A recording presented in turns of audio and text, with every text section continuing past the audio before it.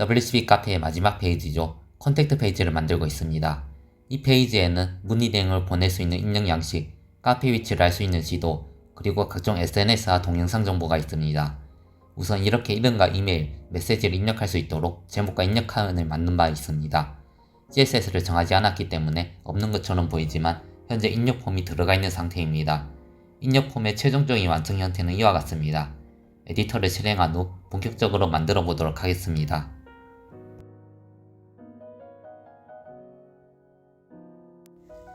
입력 폼을 장식하기 위해서는 CSS로 가서 작업을 합니다. 그 전에 입력 폼에 하나를 더 추가하겠습니다.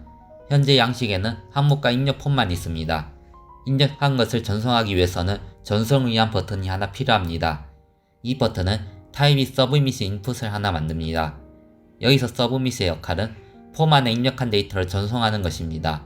그러기 위해서는 서브밋 버튼이 반드시 폼 태그 안에 있어야 하며 주의해야 합니다.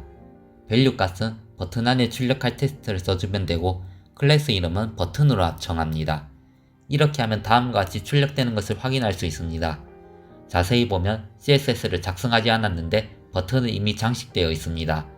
왜 그런지는 버튼에 입력한 클래스 이름에 주목하면 됩니다. 클래스명으로 준 버튼에는 다음과 같이 CSS를 작성한 바 있습니다. 이 CSS가 그대로 지금 생성한 버튼에도 적용된 것입니다. 그리고 이 서브밋 버튼을 만드는 또 다른 방법은 버튼 태그를 사용하는 것입니다. 버튼 태그의 타입을 서브밋으로 하면 서브밋 인풋과 동일한 기능을 할 수 있습니다. CSS를 적용하기 위해 클래스 이름을 버튼으로 지정합니다. 이렇게 하고 실행해도 동일한 화면을 확인할 수 있습니다. 진짜로 버튼 태그인지 확인하려면 버튼에 마우스를 대고 마우스 오른쪽을 클릭한 다음 검사를 클릭하여 나오는 개발자 도구에서 엘리먼트 탭을 확인하면 지금 지정한 버튼이 어떤 태그인지 확인할 수 있습니다.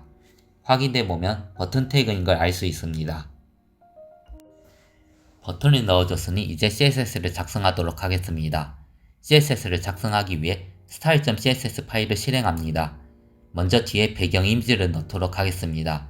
컨택트와 관련된 CSS임을 알 수 있도록 주석으로 표시한 다음 id 값으로 정해준 컨택트에 CSS를 넣어줄 준비를 합니다.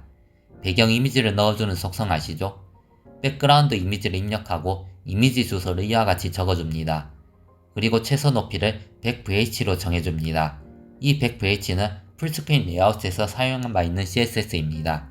바로 페이지 최상단 화면 전체에 배경 이미지를 출력하겠다는 것입니다.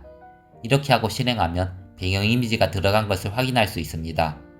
min height를 100VH로 정했기 때문에 브라우저의 크기가 어떻든 상관없이 처음에 실행하면 배경 이미지가 화면 전체를 덮는 것도 확인할 수 있습니다. 배경 이미지를 넣었으니 입력 양식을 장식하도록 하겠습니다.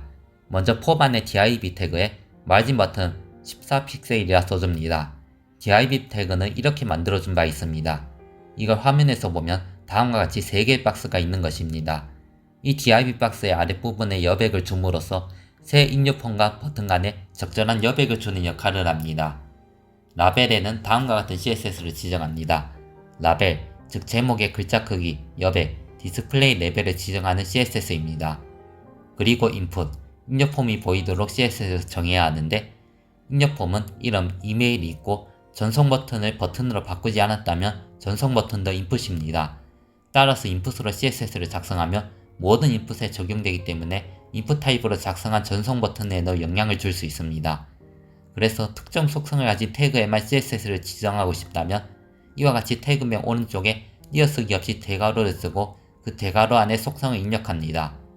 여기서는 타입이 텍스트, 이메일의 인풋에 각각 CSS를 적용할 것이므로 type equal text, type equal 이메일이라 입력합니다. 그리고 텍스트 에어리어에도 같은 CSS를 정해주기 위해 콤마로 구분하고 텍스트 에어리어라고 써줍니다. 이처럼 하나의 CSS를 여러 곳에 적용하고 싶다면 심표로 구분하고 대상을 각각 나열하면 됩니다. 대상을 정했으면 CSS는 다음과 같이 작성합니다. 간단히 설명하면 입력폼의 색깔을 흰색으로 하되 투명도를 0.5만큼 주는 것이고 테두리를 흰색 실선으로 하고 테두리 가장자리를 5픽셀만큼 둥글게 처리했습니다. 또 안쪽 여백을 정하고 폼 안에 입력할 글자의 크기를 정해주었습니다. 그리고 이와 같이 나머지 CSS로 작성해줍니다. 간단히 설명하면 입력폼, 즉 인풋과 텍스트 에어리어는 크기를 설정해 주는 것이고, 전송 버튼의 경우는 테두리 모양, 마우스 포인터 모양, 줄 간격을 설정해 주었습니다. 이제 실행하면 이와 같이 나옵니다. 이제 입력창이 흰색 반투명으로 확실하게 구분되는 것을 확인할 수 있습니다. 입력 폼이기 때문에 글자를 입력하면 글자도 잘 입력되는 것을 확인할 수 있습니다. 자, 이제 여기서 전송 버튼을 누르면 어떻게 될까요? 실행해보면 알겠지만 입력값이 URL에 들어가고 뭔가 실행되는 것처럼 보이지만 실상은 아무 일도 일어나지 않습니다. HTML과 CSS는 화면 외관만 만드는 것이지 실제 전송 기능까지 구현되지는 않습니다. 이 기능을 실제로 구현하기 위해서는 자바스크립트와 같은 프로그래밍을 사용해야 합니다. 여기서는 이와 같이 입력 폼만 만들어 놓고 마무리하도록 하겠습니다. 이와 같이 입력 폼을 만들어 보았습니다. 이와 같은 입력 폼은 회원가입, 게시글 작성 등 여러 곳에서 활용할 수 있습니다. 다만 입력한 데이터를 실제로 활용하려면 서버 연동과 같은 프로그래밍이 필요한 부분이므로 이에 대해 더 배워서 활용한다면 무궁무진하게 활용이 가능할 것입니다. 저는 지도를 출력하는 내용을 가지고 다음 영상에서 찾아뵙겠습니다. 감사합니다.